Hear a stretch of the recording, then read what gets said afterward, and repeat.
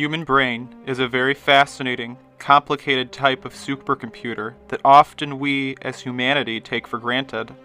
But for an understanding of its processes and how they affect us in our daily lives, we turn to psychology for answers. What if I told you that the same tool of understanding was being used against you every day by the mass media?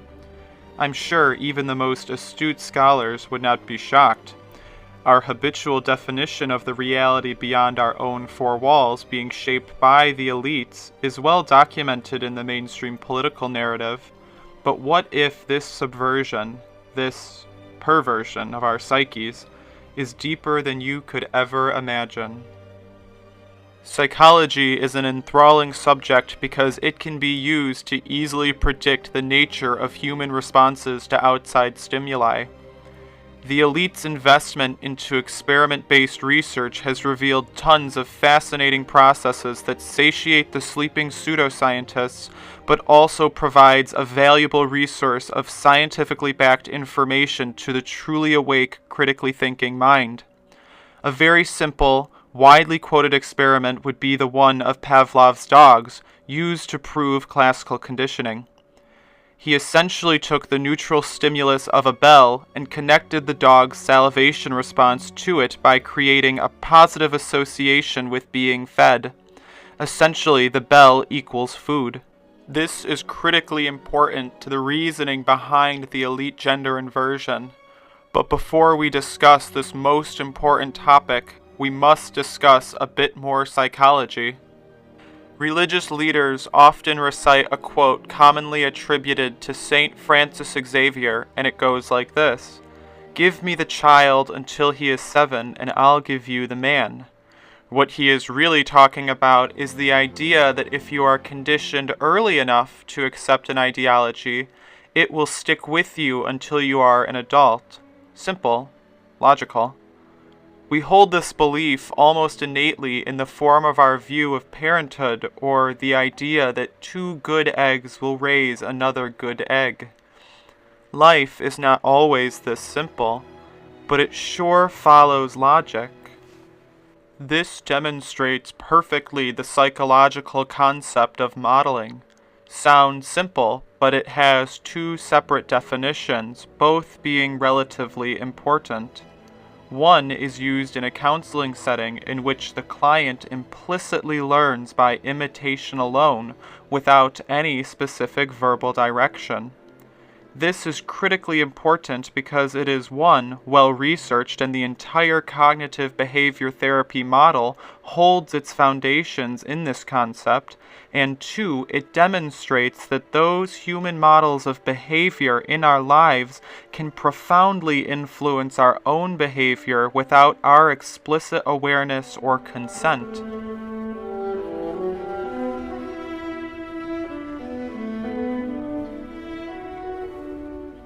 I know, you're probably like, John, come on, why are you giving us all of this psychobabble? And to that I say, let's continue on with modeling, because you will understand in the next few minutes how vitally important your understanding of these concepts really is. The second form of the psychological modeling concept is the general process in which persons serve as models for others, exhibiting the behavior to be imitated by others.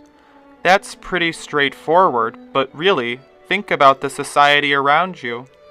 For supposedly being the most advanced civilization to have ever populated the Earth, we are walking on parallel train tracks with George Orwell's dystopian Oceania, speeding towards our eventual total subjugation.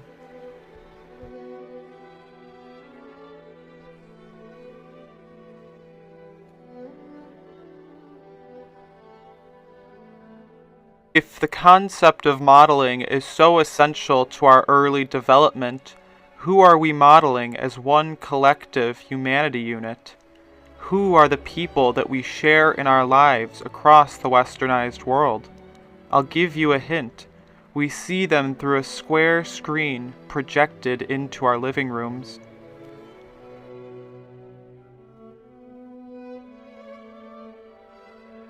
If you have noticed, there's something very strange about the plot lines that we see on standard television programming. Usually we see a normal child go off the beaten path because of drugs, bad influences, or pubescent sex. Something like that. We never see a plotline that blames school indoctrination, ingestion of exogenous chemicals, or the inherent influence of the programming aspect of TV programming. This isn't a diet documentary, nor a critique of Common Core.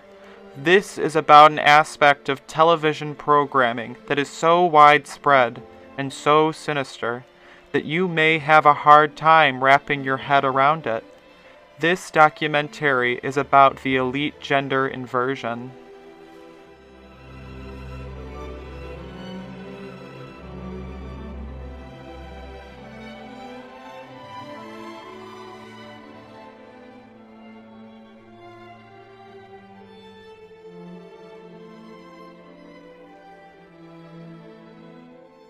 Did it happen? Is your jaw on the floor? What am I looking at? Is that Sandra Bullock? Cher? Yes, it did happen. Yes, it is true. You are looking at the Adam's apples of some of the most famous women that you have grown up with, and yes, that is Sandra Bullock. Just breathe. This is quite literally the tiniest step into the science of transvestigation that you could possibly take. Transvestigation, but John, what?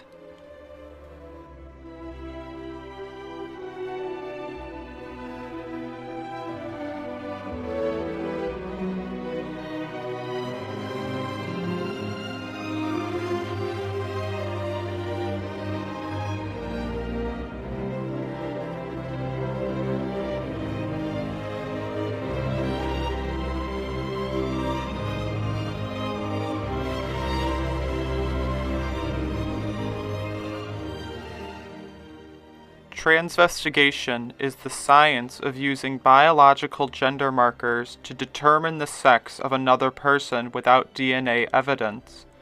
These gender markers take shape in the form of the following characteristics in men.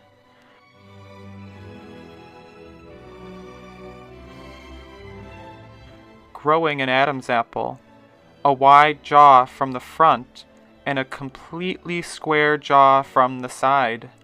Square shoulders, brow bossing or the thickening of the brow ridge above the eye, a sloping back forehead, high wide cheekbones, having a tree trunk-like neck and narrow hips with a straight up and down body contour.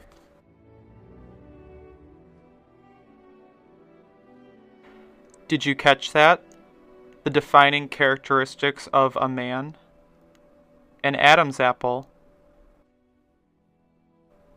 A wide jaw from the front and a completely square jaw from the side. Square shoulders. Brow bossing or the thickening of the brow ridge above the eye. A sloping back forehead. High wide cheekbones. Having a tree trunk-like neck, and narrow hips with a straight up and down body contour.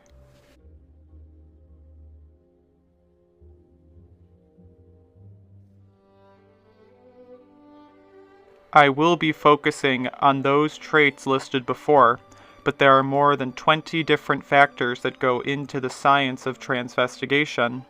This list is not exhaustive. The photos of the following people have been confirmed in person to be the gender that they present as. This is the typical female face. She has an oval face that comes to a point. Narrow cheekbones. Absence of brow bossing. Narrow jaws. A tiny neck that concaves on the sides, and close-set eyes. Here we have a photo of the typical female profile. Her face comes to a point at the chin. She has a sloping jawbone that rounds at the mandible. Proportionally small ears. A forehead contour that runs straight up from the nose bridge and rounds out mid-forehead. And an absence of brow bossing. Here we have a photo of 4 typical women, but I am focusing on the far left and the far right. They both have slanted shoulders. Tiny, delicate necks. Oval faces that come to a point. Narrow cheekbones. And hips in proportion to the shoulders themselves. Here we see the female hips. As you can clearly see, the male hips are more vertical and the female hips are wider to birth a child.